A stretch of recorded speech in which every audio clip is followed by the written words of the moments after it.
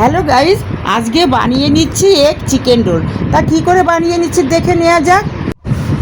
Tomato কুচি, পেঁয়াজ কুচি, আদা রসুন কুচি, আর তার সঙ্গে মশলা হচ্ছে জিরে ধনে পাউডার, হলুদ গুঁড়ো, গরম মশলার গুঁড়ো আর লাল লঙ্কার গুঁড়ো, লবণ আর কিমা টাইপের চিকেন করে কেটে রেখেছি। এবার কড়াইতে তেল গরম করে পেঁয়াজ কুচি ও আদা রসুন কুচিগুলো দিয়ে ভালো করে নাড়াচাড়া করে ভাজতে লাগলাম। ভাজা মতন হয়ে গেলে একে একে সব মশলাগুলো দিয়ে আবার নাড়তে লাগলাম। তারপর সেগুলোও ভাজা হয়ে গেলে এবার চিকেন কুচিগুলো দিয়ে ভালো করে নেড়ে চেড়ে কষতে লাগলাম। তারপর কষা হয়ে গেলে নামিয়ে রাখলাম। আর এদিকে আমি ময়দার মধ্যে সাদা তেল এবং লবণ দিয়ে একটু ভালো করে ময়াম করে ডো করে রেখেছি।